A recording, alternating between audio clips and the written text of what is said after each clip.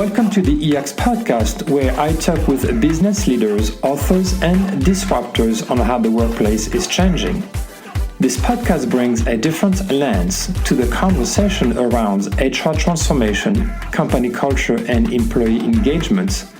It offers a brand and customer experience perspective rather than a traditional HR perspective.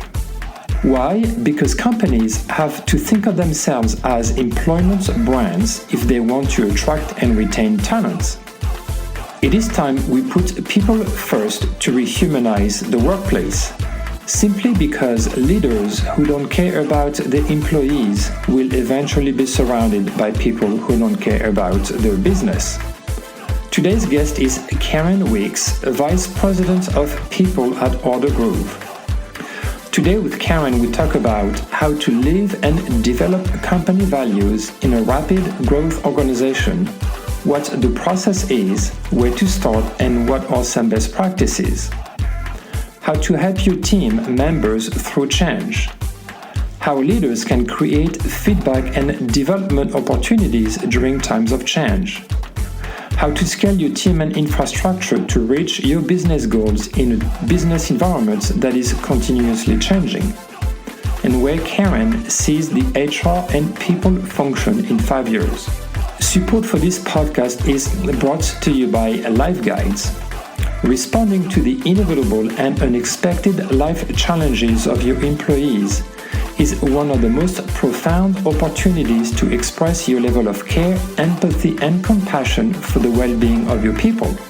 The Life Guides Network partners with organizations who recognize this profound opportunity and provides them with a platform to match their employees who are going through a specific life challenge with trained guides who have successfully navigated the same life challenge. Life Guides is a peer-to-peer network that exists to unlock and share the largest untapped and valuable resource on the planet, human wisdom and experience. Find out more at www.lifeguides.com. I hope you enjoy this conversation with Karen. Because it takes a good amount of time to produce this podcast, please make sure to review this podcast on iTunes, Google Play, Stitcher, TuneIn, or YouTube, as it will help promote the content. If you want me to speak at your next event, get some advice on your EX initiatives, or send me feedback and suggestions for future topics or guests, you can reach me at svincent@exsummit.com or on Twitter at ex_summit. All right, let's get to it. Hi everyone, welcome to another episode of the EX podcast. Very excited for today's guest, Karen Weeks. Karen is calling from New York City.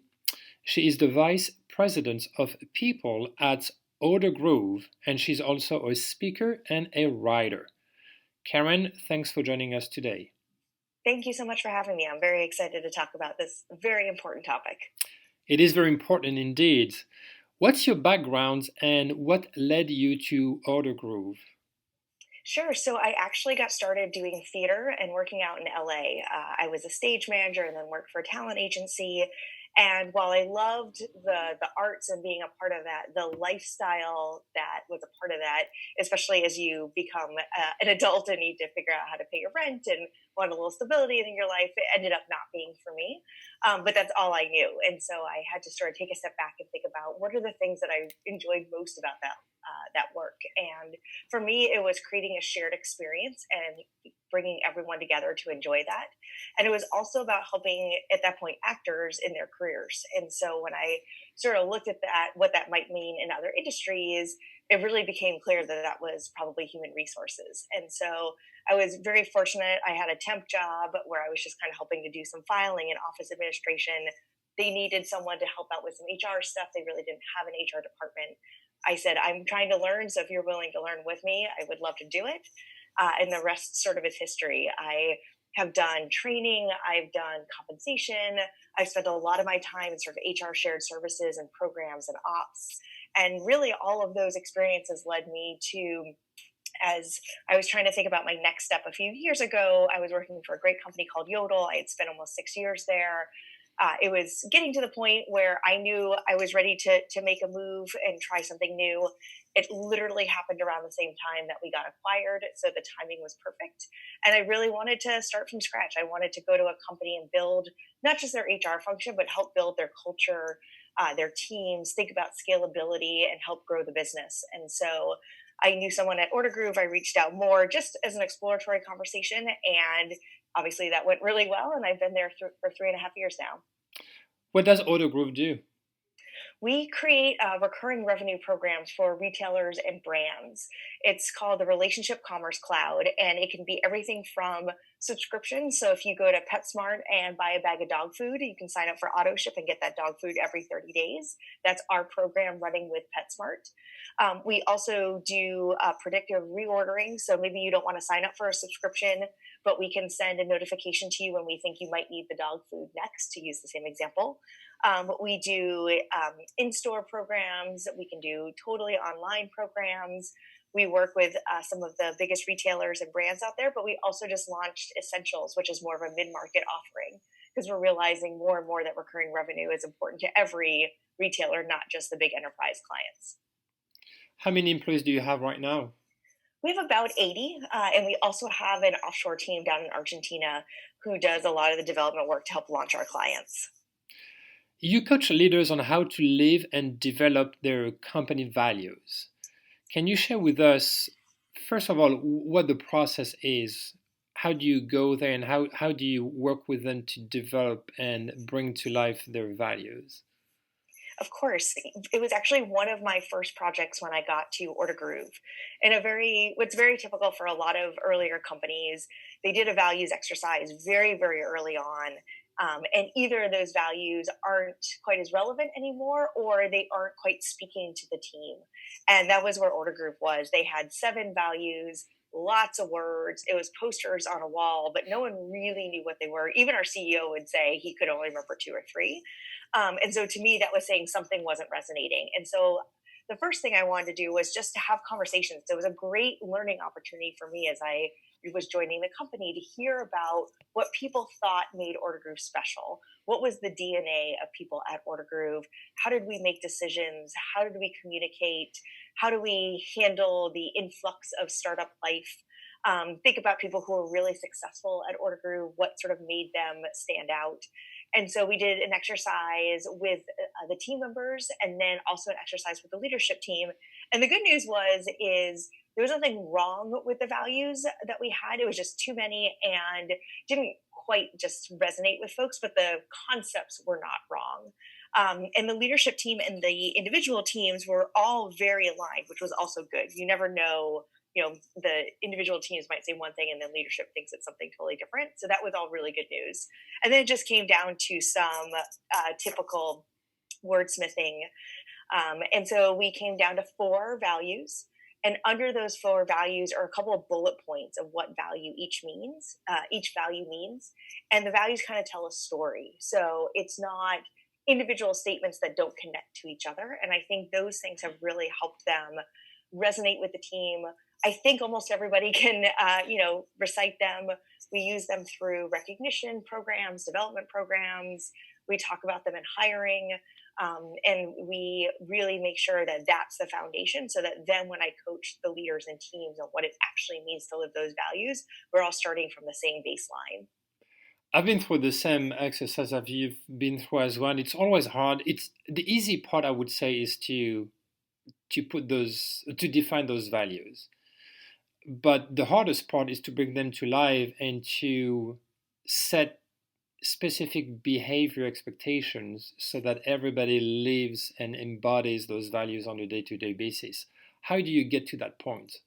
It's a great point. And I think actually that's where the conversations, so don't worry about the wordsmithing. Don't worry about if it sounds like a value. Just what does it mean to work at Ordergroove, and what does it mean to be part of our community? That was those words and those conversations is what I then used to create sort of the sub bullets, so that it really resonated with people in their everyday lives, because it was their own words. So, one of our values is what you see is what you get. And really the bullets under that are around authenticity, no egos, no jerks. working together. There's nothing about, that's not my job. And those were words that I took directly from the team. And so I think having those phrases that really meant something to people makes it feel much more real. The other thing we just did, and I actually stole this from Five Below, who spoke at a conference that I was at, I created some I statements under it.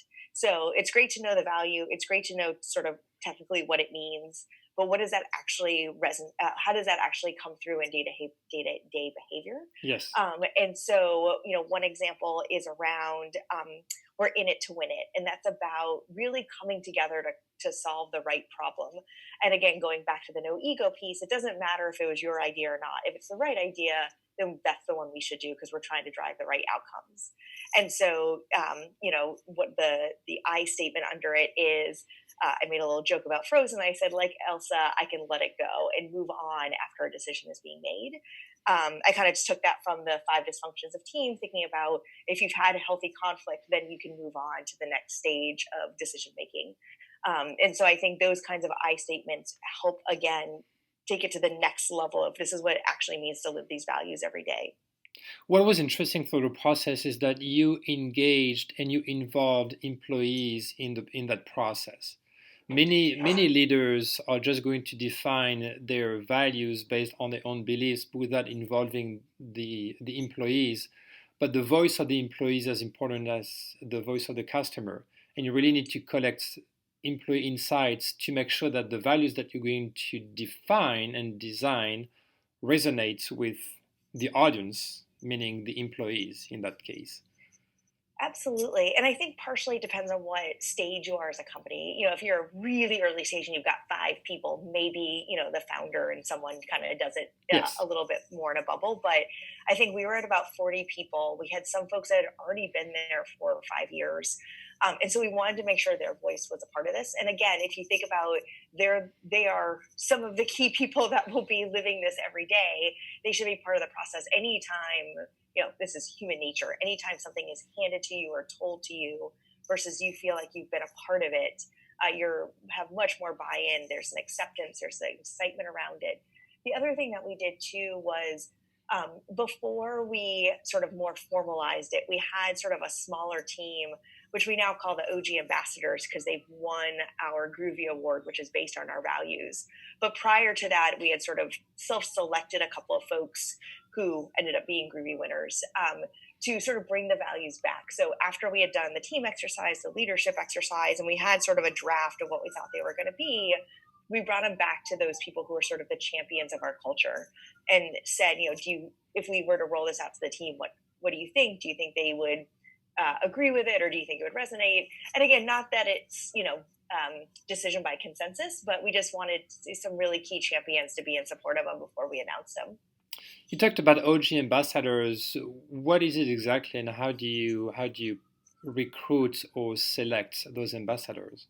Yeah, so it's a peer nominated process every quarter, and it's people who went above and beyond to demonstrate our values.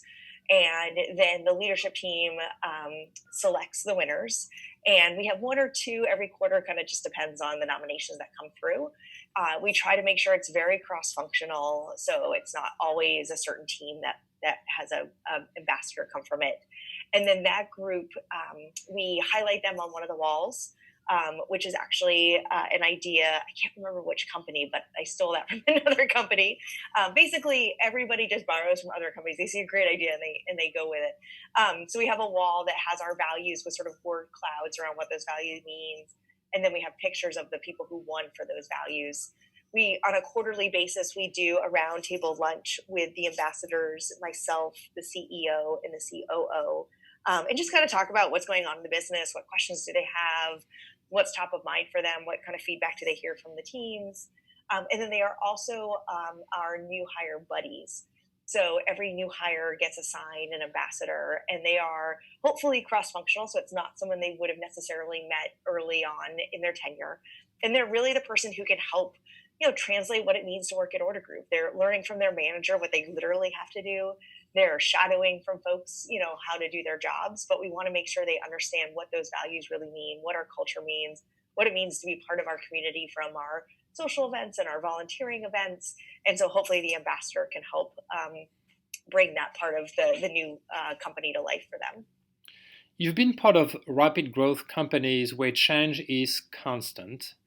Yes. How do you help team members through change? Because change is constant in many organizations, whether it's rapid change or slow change, and most of the people are, if not allergic, at least skeptical about change. How do you get buy-in? It's a great question because I think that, and we actually just have gone through a lot of changes at our organization. The market really started to pull us to partner really more closely with some of our e-com partners. We rolled out the new Essentials offering, all wonderful things, and has really grown our company very sort of exponentially over the last 6 months. We were doing fine, but we sort of did that hockey stick kind of thing that every company wants to do. And so it was a lot of change very quickly. And so I think that there are a couple of key things. First of all, going back to what we were just talking about with our values, we tie it back to our values. So if we are results driven and our result is to get the company to X revenue or X number of clients or whatever metrics are important to the company, we need to make adjustments as we go, and we're going to learn things as we go. And if one path we are going down isn't going to be that accelerator, we should, if the data shows us that something else will be, we should be thoughtful and make that change, not get stuck because we said we were going to do X, so gosh darn it, we're going to do X. I think the other thing is one of our values, which I think I mentioned earlier, is we're comfortable being uncomfortable. And while you don't want to abuse that and make people feel like they have whiplash, it does mean that we are still very scrappy and startup-y. We're very fortunate that we've got strong funding behind us. We've got amazing clients on our platform. So we're not to the point where, does the product work? Are we going to keep the lights on? We're past all that. But from an innovation standpoint, we are still very early stage. And so to be comfortable knowing that things are going to change, we're going to try something, we'll learn something, and then we'll adjust and try again. Those are things that we look for when we interview folks. So hopefully we have hired people that are willing to go on that roller coaster with us. But I think on the flip side of that, the two things that I also try to really resonate is what is not changing. So people know what is stable and what they can kind of hold on to. Because sometimes when change happens, you think everything in the world is changing and you just can spin out of control. And then I think the other thing that is really important is that when change happens, I want people to take time to consider what the change is and be thoughtful about this. But if at the end, whatever is happening on the other side of the change is not for you, that's okay. And it's okay to say that. It's okay to make that decision. Everybody has different things that are important to them at different stages of their life. And you aren't stuck. It's not happening to you. You don't have to become the victim of change. If it's not right for you, that's okay. Just talk to your manager, talk to your HR person, whoever you feel comfortable talking to, depending on how the team is structured in your culture, and have that conversation. And I would much rather talk to somebody knowing that this is not for them for the long term and they're thinking about making their own change than have someone have someone who's really strong get negative or disengaged, and all of a sudden we're having like performance conversations and no one wants to get to that point. And it's all because they just actually weren't excited about what we were doing anymore. So let's dive a bit deeper in that subject. How should leaders create feedback and development opportunities during times of change? I think the biggest thing is from day one, creating the expectation that development and feedback is really important. And as a manager, I'm going to ask for feedback. I'm going to tell you about things that I'm working on and goals that I have, and I'm going to do the same with you. And I think if you've created that from day one, then it's a trust that's being built from an earlier stage. I think the other thing the company can do is also create those forums. So for example, we're still small enough where I have, sort of random one-on-ones with everybody in the company. And so they know that having a conversation with me is hopefully they know and feel that it's a safe place to have a conversation, that if they tell me they're uncertain about something, I'm not going to turn around and, fire them or something or get rid of them. And that they can have those kinds of conversations with people.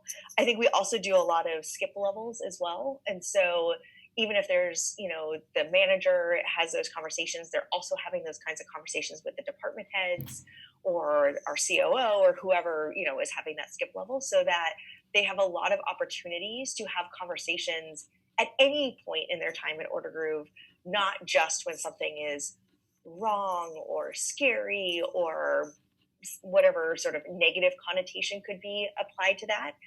We just have conversations, and if in our next conversation you want to talk about something else, that's great, because you and I just have that relationship. And hopefully that's the kind of culture that we've created with myself and with the leadership team and the management team. How do you scale your team and infrastructure to reach your business goals in a business environment that is continuously changing? It's a great question. I think a lot of what we try to do is, where are people spending the most amount of their time, and is, depending on that answer, either is there someone we should be hiring to take some of that on? So for example, as our client services team grew, our head of client services could no longer directly manage everyone on the team. He needed sort of that quote unquote middle management layer between him and the team, because he just, when you added up the number of one-on-ones and client calls that he was having to join, he had no time to do anything else. And so I think sometimes doing an assessment of where people are spending their time, that will help show when you need to scale from a organizational structure standpoint.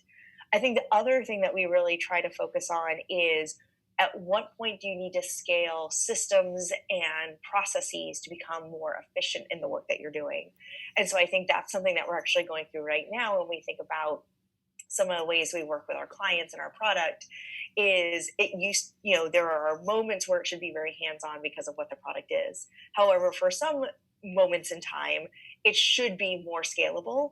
And so we're taking a step back and thinking about, where can we provide more self-sufficiency to our clients? Where can we automate things so that our very skilled technical project managers aren't doing some of the more mundane tasks? Where can we build that into the product so the product does that for them, so they can focus on the more strategic or more difficult things that they're doing with our clients? And so I think looking at both, where are you spending your time from a people standpoint, so you can be thinking about what new roles you need to bring into the organization. That also happens between generalists and specialists, manager levels, all those kind of pieces.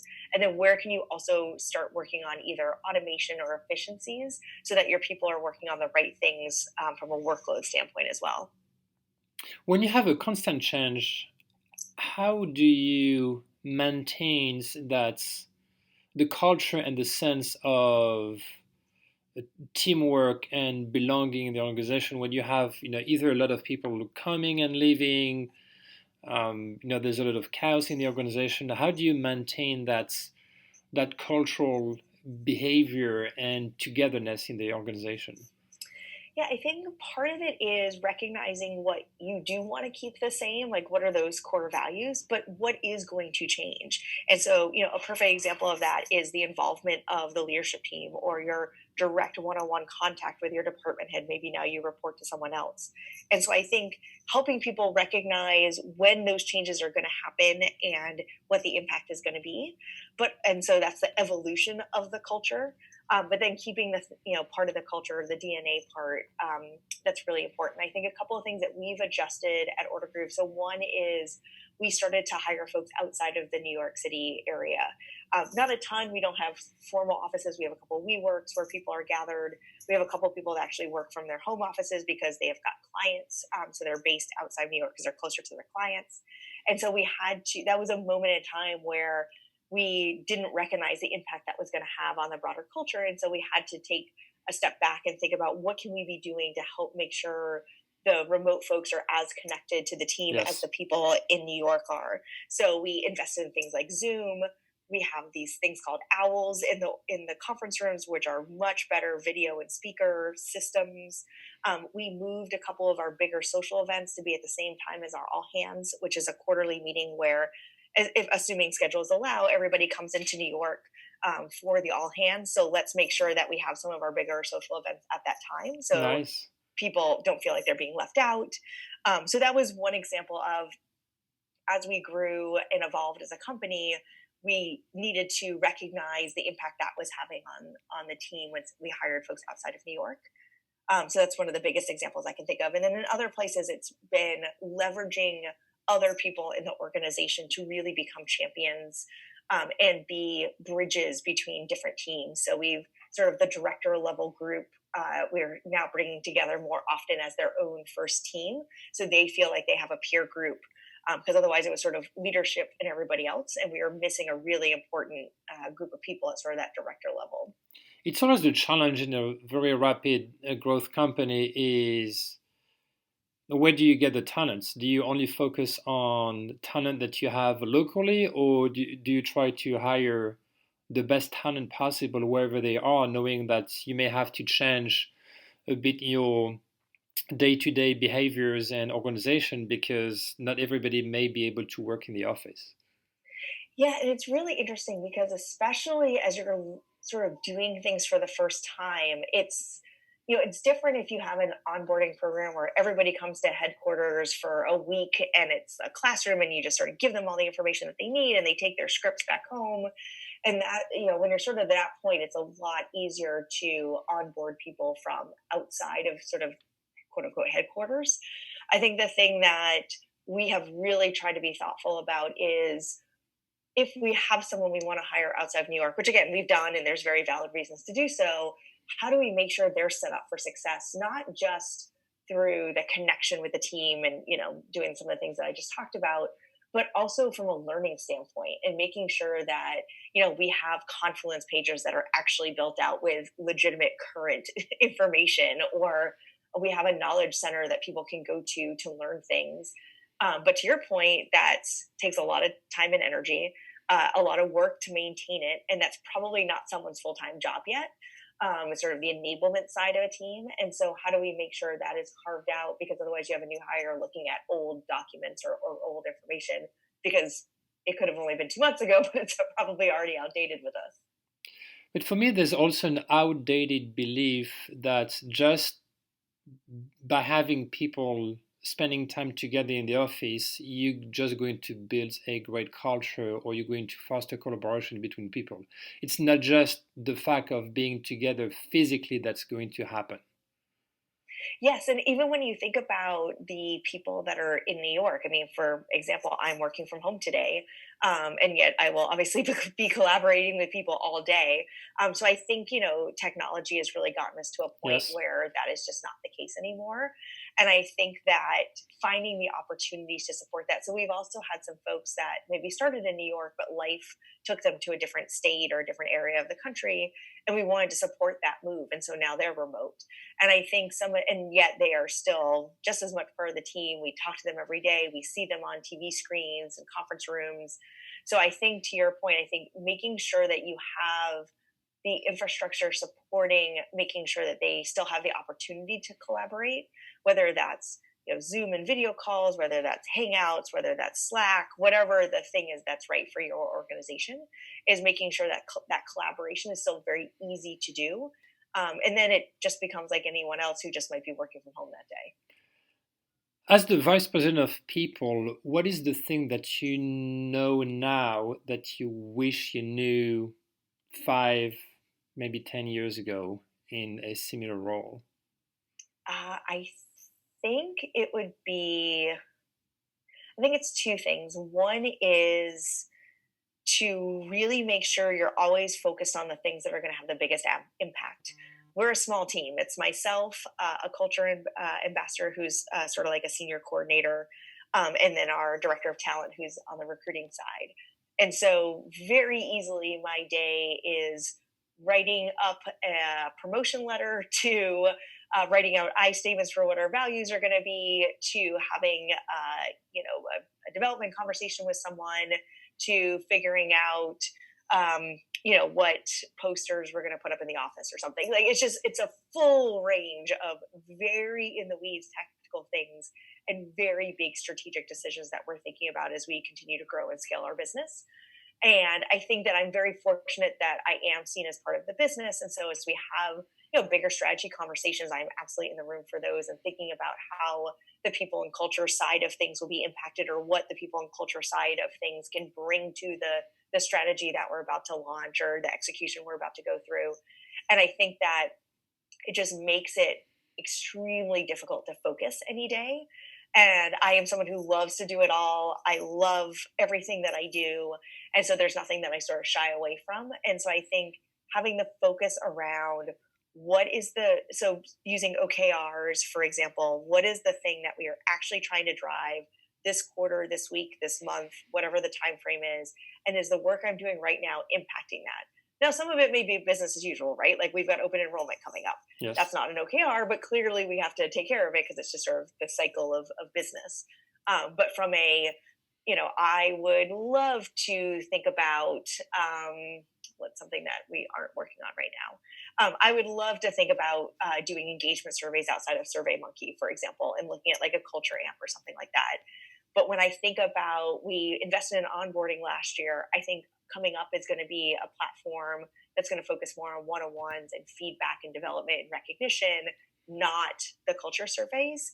And so I think reminding myself of that, because I think it's going to drive the most value, and focusing on that versus getting distracted by, a cold email that I get about some cool, exciting thing, or something I heard another company do. I think focus is really important because I am going to be pulled in 1,000 different directions every day. Oh yes, I can relate to that. How do you see the HR and people function in the next 5 years? Yeah, I think that it is going to really be focused more and more on the human side of things. And it's really funny because I feel like we went from, um, past the personnel days, because that was obviously one phase of sort of HR. We were trying so hard to prove our business value and the impact that we can have on the business, which is clearly very, very important, and that we are business partners. I think that at times we lost a little bit of the human factor. And so whether it's looking at the diverse workforce we have nowadays, whether that is just where as a society we tend to be going, at least here in the States, I think thinking about, the fact that more and more you hear about employee experience, or, work human, or any of this sort of pieces around, you are working with actual people, and they are one of the biggest assets any company has, if not the biggest, depending on the company. And making sure that you are making the best decisions for them. That does not mean give them whatever they want. That does not mean free snacks and ping pong and like all that kind of stuff. It means based on the community that you have, that you work with every day, what's important to them, what motivates them, what's going to keep them as net promoters of your organization, whether they're with you or not. Even after they leave, they speak very fondly of working with you. Because whether it's finding new talent, which is extremely difficult right now, especially here in New York, but I think probably everywhere, or whether that is, the influx of social media and Glassdoor and all that kind of stuff, whether that is the fast growth that companies go through and that they need teams that they can really rely on during that time, making sure that you've created the best experience possible for your team, I think is what's going to set HR apart from other people who do that well, are going to set them apart in the HR organization. And I think that is going to be the continued focus over the next few years. I love it. I totally agree with that. So let me ask you some fun questions before we conclude our conversation today. Yeah. If you were to invite a historical figure or someone famous to dinner, who would you pick and why? So I really thought hard about this question, and I chose someone who actually came as a surprise to me. But when I thought about what I wanted to talk to this person about, it became pretty clear. So I actually picked Jackie Kennedy. And the reason was, talk about change and doing it all very publicly. Obviously she was in the public eye for a long, long time. She suffered great loss and had to sort of put together the right front in the public anyway to deal with that. Well, I'm sure personally she was struggling with a lot. And then she had this whole other second life that was not defined by the first part of her life.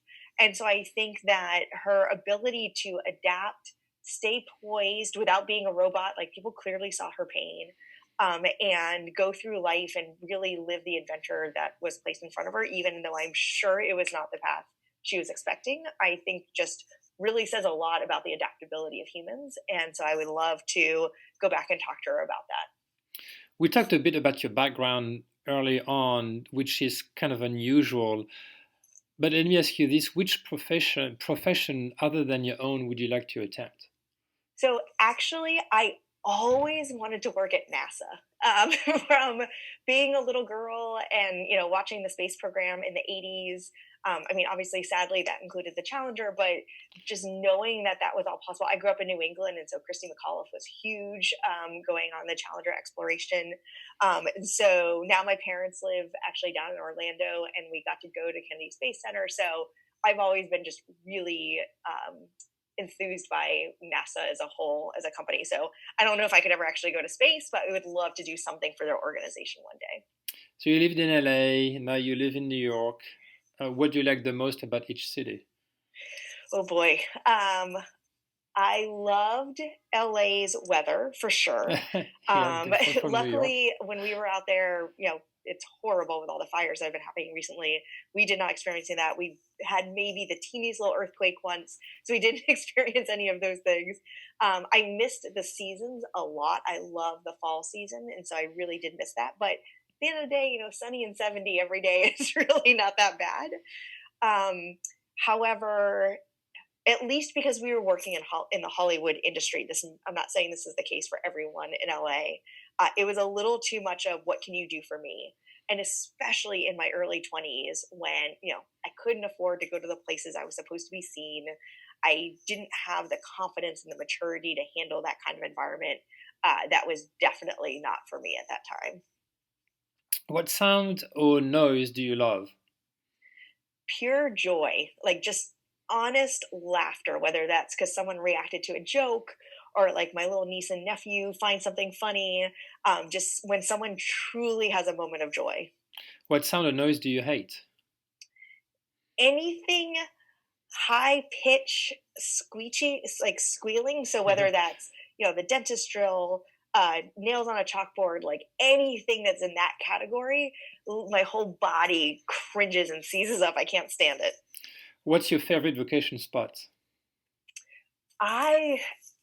Well, the Caribbean and the beach and all that stuff is lovely. I actually love just going somewhere outside the city, by a lake or in the mountains, someplace really quiet where I can go on a hike, and just kind of enjoy being away from. I love living in the city, but being outside of it, enjoying just total quiet and simplicity, is very special. What could we spot you doing outside of work that would flabbergast your coworkers? So a couple of years ago, I actually started doing like Spartan races. I did a Tough Mudder a couple weeks Oh, ago. wow. Part of it was I wanted to be healthier, and I'm very I like having accountability. So knowing I was training for something made me go to the gym a lot more than just going on my own. And one of my girlfriends and I do it together, and I just recently started doing it. It was never something I was ever interested in, but I absolutely love it now. And we do one or two races a year, and we have a great time doing it. That's awesome. What's your favorite word? Favorite word? This is going to sound so lame, but it's actually yes. And not because I want people just to say yes to me all day, but because it's more about the opportunity. So, like, yeah, let's figure that out. So maybe that's more of a phrase, but just the opposite of that is just automatically saying no. Just really turns me off. Like, let's at least talk about it. All right. So no is your least favorite Yeah, word? Okay. yeah. I skipped ahead. Is there a way for our listeners to follow you and Ordergroove on social media? Yeah, so both Ordergroove and myself are on LinkedIn. I'm just Karen D. Weeks, and Ordergroove is just Ordergroove. Ordergroove is also on social, through Twitter and Instagram under, I think it's Ordergroove Life, and Facebook and all those kind of good things. I am not good on any of the other social sites besides LinkedIn. I'm technically on Twitter, but usually it's, hey, check out this, thing I'm about to do, and then I disappear for a few months. But I do have a website where I've started to capture some of these experiences that I've had, moments like this, sharing this podcast, just because I think I've been very fortunate to have some really interesting experiences with different companies, successes, not successes, all that. So I love sharing those stories. And so I've just started captured them. So I created a website, which is weeks247.com. Okay, and we'll share those on our podcast notes. Great. As well. Any last word of wisdom or advice for our listeners? I think really whether it's, through building a great culture or working with your team or just in life, I really encourage people to just try something. Don't wait till it's perfect. Try something, see what you learn from it, adjust, and then try it again. And I think that will always get you to the best result, again, no matter in what part of your life. Great. It's been a pleasure, Karen, having you on the podcast. Thank you so much. It's been a great conversation. Thanks for tuning in to the EX Podcast. If you want to learn more, visit our website at expodcast.com. If you want to find out more about our next conferences, go to exsummit.com. Finally, you can also find my manifesto on business to employee or B2E branding at b2ebranding.co. See you next week.